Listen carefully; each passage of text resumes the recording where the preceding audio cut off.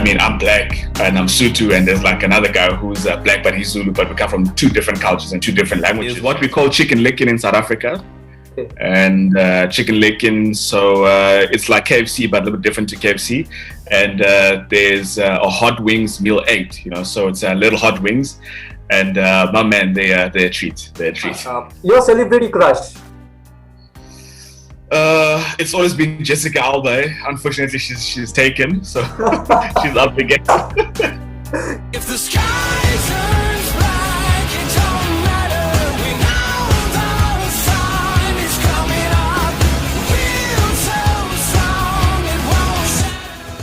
We were born to run. Hey guys, hello everybody, and welcome back to the 9th episode of Tales Down the 22 Yards. And this time, today we have got a South African superstar over here along with me, and he is a star-studded cricketer. He's represented South Africa in the highest formats. He has played a lot of cricket in the junior level, in the domestic level, for franchise level cricket, and also played alongside many star-studded cricketers such as A.B. de Villiers, Behadian, and many more. Well, I have with me Mangaliso Mosehle. How are you, Mangi? How are you doing? And how was the DJ today? No, I'm doing really well. No, I can't complain. So we're busy starting off with our T20 comp soon. So I brought my DJ stuff with because we're stuck in a hotel and there's not much to do. So we can only start practicing from tomorrow and Thursday. It's good. It's been a good preparation. So we come back over it's a shared trophy for the one-day stuff, but we'll take it because we play some good cricket. I'm excited to start with the T20s, and looking forward to it. Absolutely. And speaking about your DJ, I've been following you since the last few days, and you come in Instagram Live and play some real good DJs, man. Are you planning to make it into the music world after DJ Bravo? I don't know, because he's a big name, so I don't know if I'll be as big as him, But I love music. I love deep house. A friend of mine introduced me that I used to play with, and I played franchise cricket as well. Introduced me to deep house, and house music is a massive thing in South Africa, also in Amsterdam where I got to play. So for me, it's almost like retail therapy. Like women go do their hair, they do their nails. I play golf and I DJ. So I enjoy it. Yeah.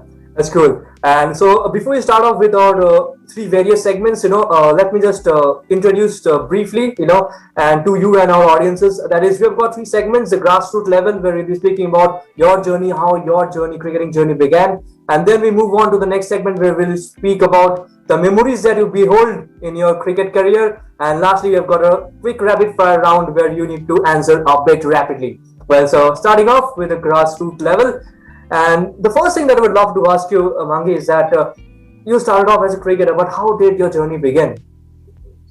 Growing up in South Africa, I grew up in a small township called Duduza, so where there wasn't much cricket when I was, there was cricket, but not at school level.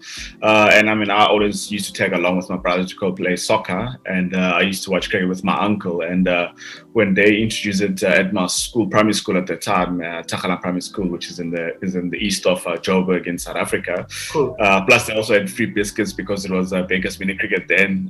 So I was like, why not? And as soon as I actually held the ball and ball for the first time, I actually fell in love with the game. And here we are. To be in a fortunate position to have played a professional cricket for so long, and obviously to have represented my country. But it's been a fantastic journey, and I'm very grateful for all the guys that invested in me, especially when I was young. That is still the dream that I could make it, that still continues to support me. So those are the people that play like a massive role in my development as a young player, which has been like the foundation of my career.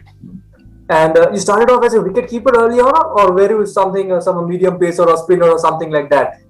Yeah, so one of my favorite players was Jack Cullis, actually. And I used to bowl like a little bit of seam. And when we went to Mpumalanga after I started mini cricket, we went to go play there, and I bowled, I think, like 8 wides in 1 over. And I think the ball I was swinging too much. Maybe that's why I was swinging too much.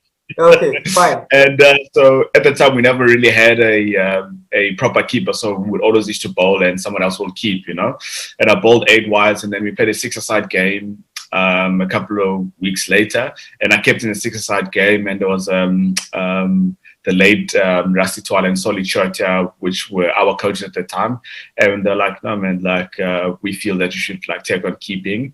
And I mean, I took on keeping, and Rusty Twala used to like drill me every single day when we used to practice because he was our coach at the time. I just fell in love with keeping, and I think it's probably like the best decision I could have made because I don't think I would have made it as a bowler. Oh, really? Oh, come on, man.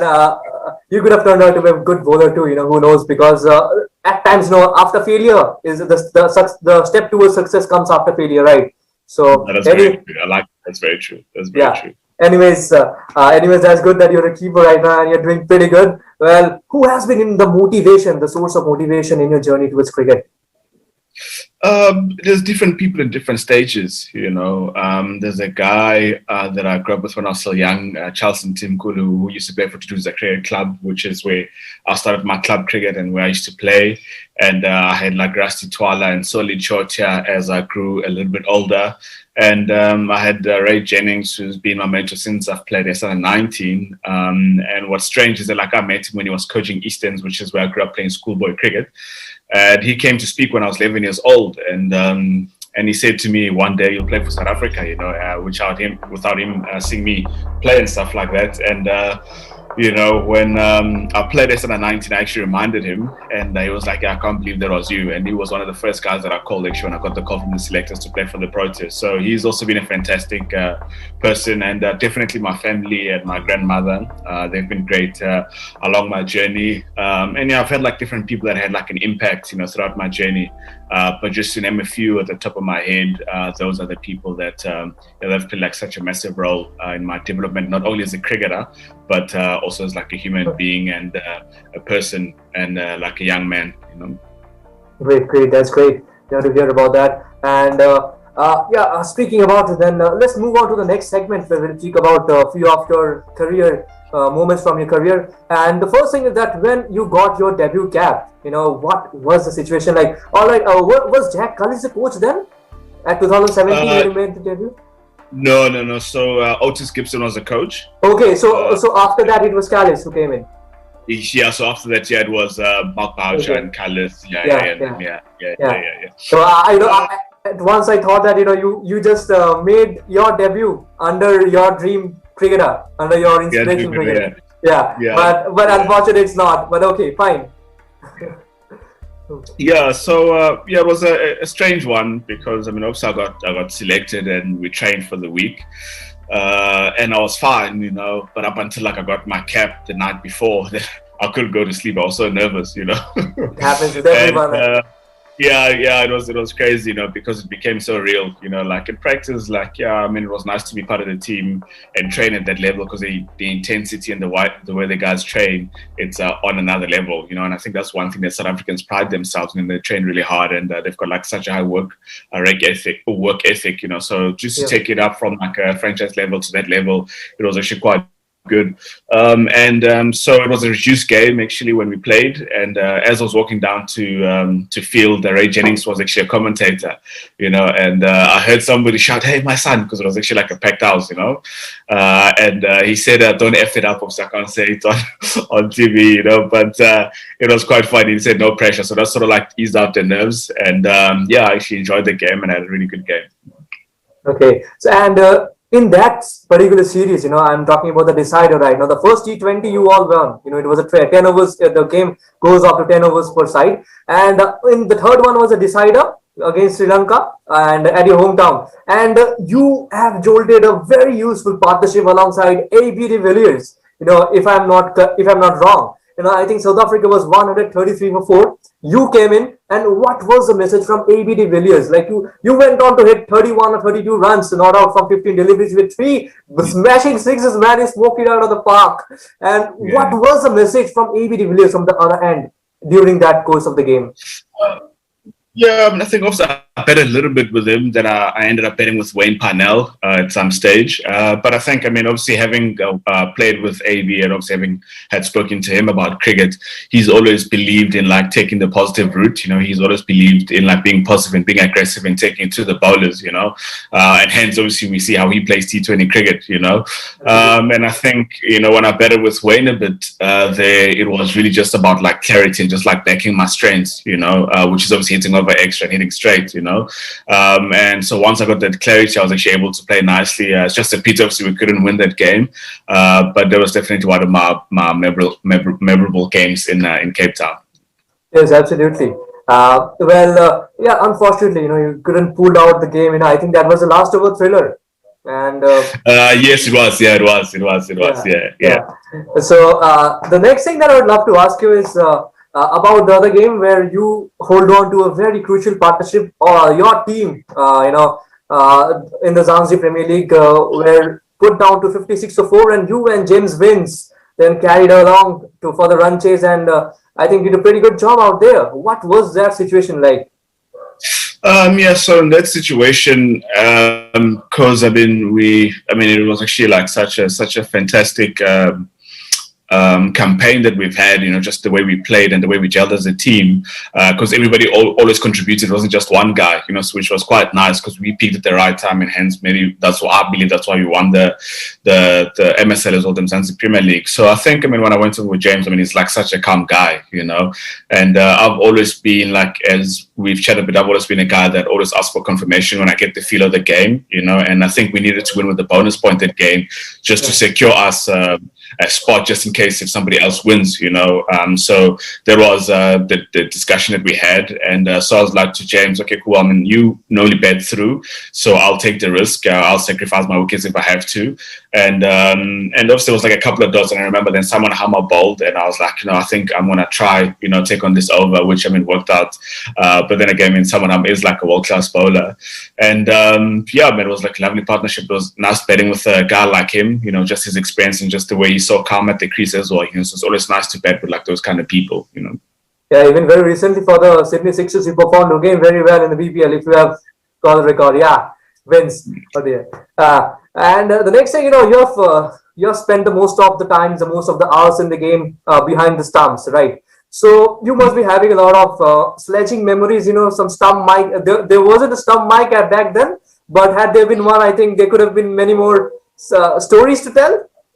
Do you have any stories behind the stumps, Yeah, that game that we were talking about in Cape Town, I remember Tikwela nicked the ball of Wayne Parnell, and he didn't walk, and we obviously squared on, and we're having like a couple of words, so umpires had to like pull us off. That's the most recent one, but it's very hard in one-day cricket to get that. In four-day cricket, you can, but in one-day cricket it's actually hard to get it. But I'm not really a guy that like chirps a lot. I'm a guy that's very motivational, and a guy that like runs around and gives energy into the team, like creating atmosphere and a buzz, So I'm not really like a stager type of guy, but if the team needs to, then I can turn it up. But generally, like I'm quite a chill guy, Next thing, Mangi, that I would love to ask you is that tell me one thing now. Since I've started off watching cricket since the childhood, I've seen there have been many wicket keepers I've seen keeping behind the stumps, but there hasn't been. It's very hard to point out a single keeper who is keeping with half sleeves. I always see wicket keepers, keeping with full sleeves. What is the basic reason behind it, man? You look at Quinton de Kock, you look at Mahendra Singh Dhoni, Ridhima Shah. Anyone is always a full sleeves. What is the reason? Yeah, I think it's just part of the keepers union. It's like one thing that you just have to, So imagine you go to the gym with a pair of your gym shorts and your going out shoes and your formal shoes, like how would that look, So if I had to explain it, I think it's something like that. It's just like a thing that's been around for years, and I think also it just like really, this is what I think, if you take pride in your keeping, you also take pride in how you look, and stuff like that, So you don't see bowlers bowling with batting spikes, you can't do that. That's what I'm saying. Or you don't see batters betting with keeping pads. You can't do that, So I think it's just really about taking pride, and just a thing that we've got is like the keepers union, Okay. Yeah. So the doubt still remains for me. I still want an answer. I'll be hoping for someone gives me a good answer to this. I'm hoping for practical reasoning with this answer. Okay, come on.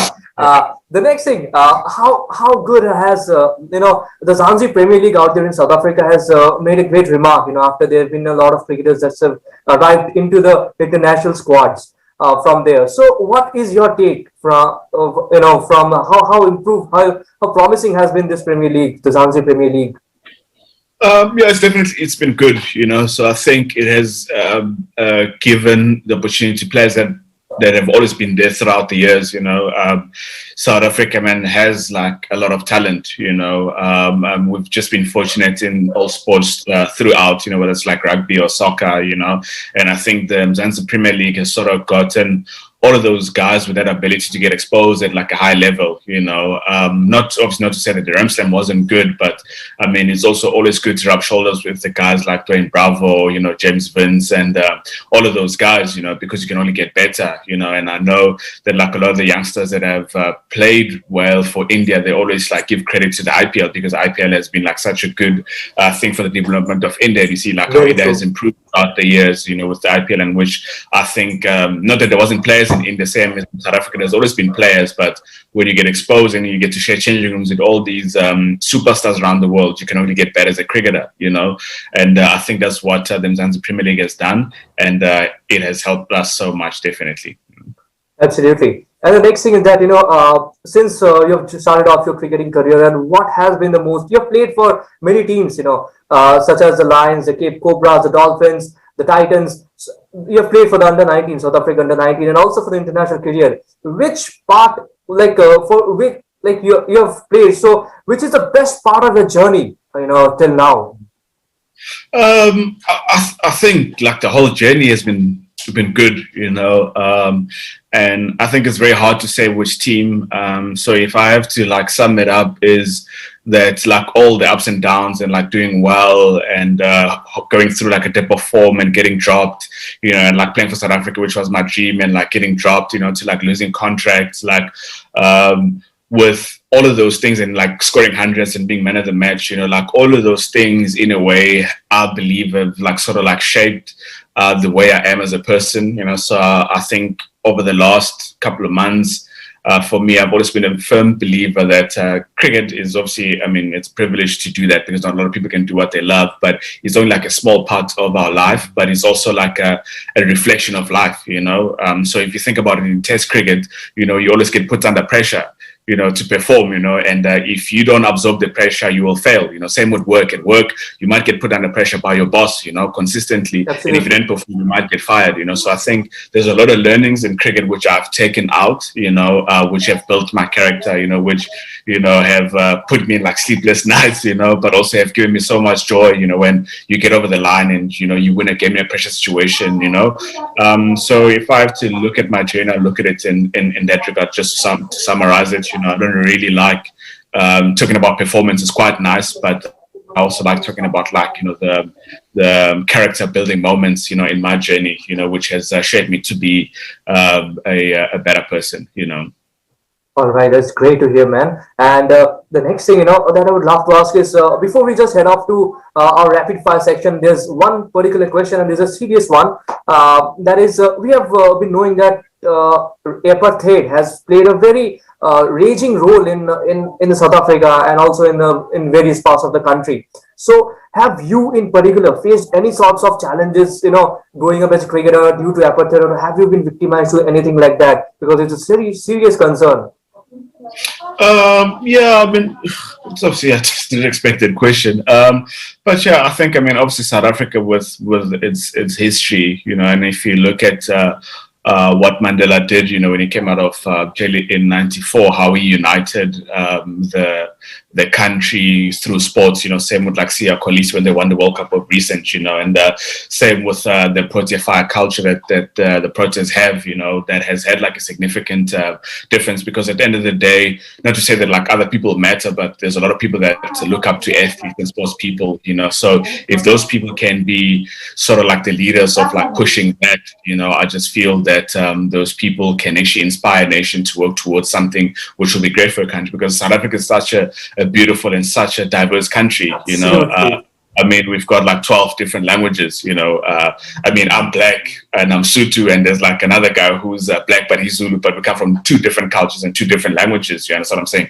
Even though we're the same skin color, and which makes it like such a beautiful thing, so you've got like Afrikaans guys and you've got English guys, it's such a diverse country, such a beautiful country, like I was laughing the other time, I was driving around with one of my friends, and he was like, do you know the person? Because you always like nod at each other, it's like, do you know the person? And it's like, no, it's just a thing that we always do. do, just like greet each other. You understand what I'm saying, So I think, we've got like so much potential, and there's been so many good strides that we've had over the years, and we're definitely growing as a country. We're heading to the right direction, and as I said earlier, like South Africa is such a beautiful country and such a diverse country, I wouldn't trade growing up here for anything, despite the challenges. Everyone have their own challenges, so you could have like the richest country in the world, you could still have your challenges, you could still have the poorest country in the world, you can still find happy people, so everybody has their challenges. It's just really how we deal with them and see how we can grow and become better from those situations, and I think that's just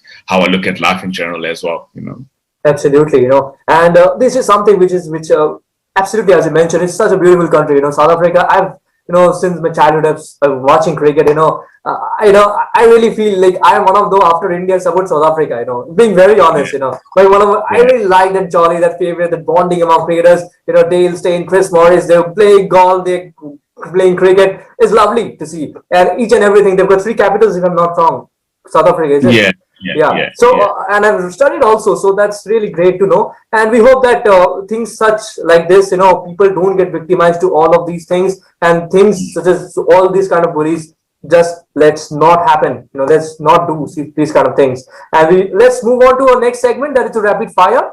And we have got 3 questions for you, Mangi. And the first one here: playing DJ or playing golf? I think for first half of the day, I'll play golf. The second half, I'll be a DJ. Cool. Okay. The next one: your cheat diet. There's what we call chicken licking in South Africa. Okay. And chicken licking, so it's like KFC but a little bit different to KFC. And there's a hot wings meal 8, so it's little hot wings, and my man, they're a treat. I've had KFC hot wings, but I've never tried yours one. If I ever put a step in South Africa, I'll get a call to you. Hi Mangi, how are you? Just give me this diet, man. I just want to taste. No, there will be one at the airport, definitely. I'll direct you where to go. Absolutely. The next one: taking a flyer, diving across your right or left hand, or dislodging the bails with a quick stumping. Which one do you choose? Does normal stumping or leg side stumping? No, it's a quick one, like a very rapid.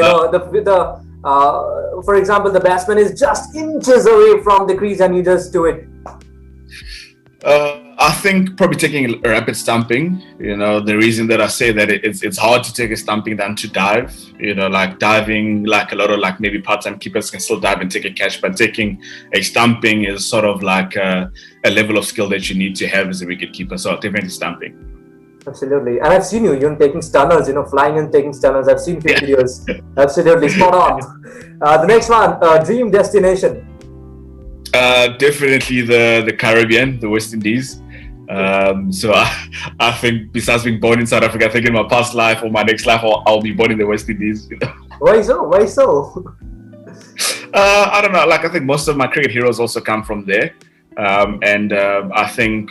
Playing with Dwayne Bravo, like how they embrace South Africa as like the motherland and how they appreciate that. And also like, in our culture, also how we like love the West Indies. And I think when we were young as well, because we had like maroon kids, we used to call ourselves the West Indies, So I think definitely, even though like I love South Africa, but my destination will definitely be the West Indies. Even I love West Indies, man. There's something different about their culture, isn't it? It seems like there's no sorrow, there's no sad, it's always happy and enjoyment. They're always happy, they're always enjoying life. Positive vibes, yeah. The next one, your celebrity crush. It's always been Jessica Alba. Unfortunately, she's taken, so she's out the game. Great. But it's always been Jessica Alba. I hope your girlfriend, the wife, is not hearing this. Yeah. Okay. The next one, best prankster of the team. I think it has to be Chris Morris. If I can think on the top of my head, like you can't really sit still, So it's either he's always like taking someone's tights or hiding someone's shoe, So he can never sit still, So I think if I can think of someone on the top of my head, probably Chris Morris, and maybe like a little bit of myself as well, because I enjoyed doing that. I mean, the other time I took one of the youngsters guys because it was quite warm. I took his running shoes and I put them in the fridge, so he was quite upset with me. And what was the reaction, later on? Yeah, he was quite upset. But I was like, no, but it's a joke, but I'll just buy you ice cream afterwards. I'll get him ice cream. Okay, and what did Keeper Morris do? Any incidents that you remember from Chris Morris? There's just like a lot. Yeah, there's not one in particular. There's just like a lot. Like he's always busy. He's always up to something. He's always up to something. Yeah. Okay, I see. The next one. Would you ever try the Imran Thai celebration or the DJ Bravo celebration? I think the Imran Thai celebration, I'll run out of breath because I'm gonna have to run. I would have to run too much. I'll run out of breath, So definitely DJ Bravo, because I also enjoy a bit of dancing. Yeah, champion. So also I enjoy a little bit of dancing. So definitely DJ Bravo. Okay. The biggest lie you ever told to someone?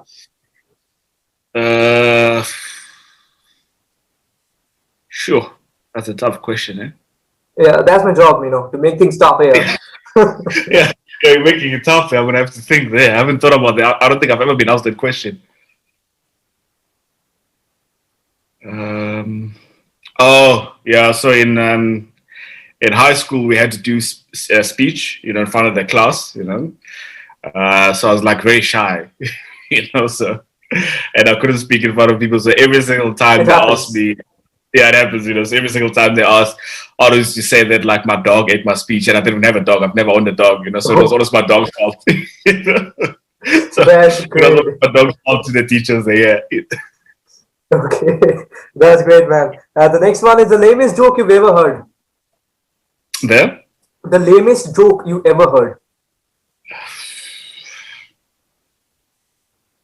Oh, it was what do you call two chickens crossing the street? And the guy, two chickens crossing the street. And the one guy said streetwise 2, because in streetwise KFC you get streetwise 2, which is 2 pieces of chicken. That's funny. Like seriously, man, what is this? Okay.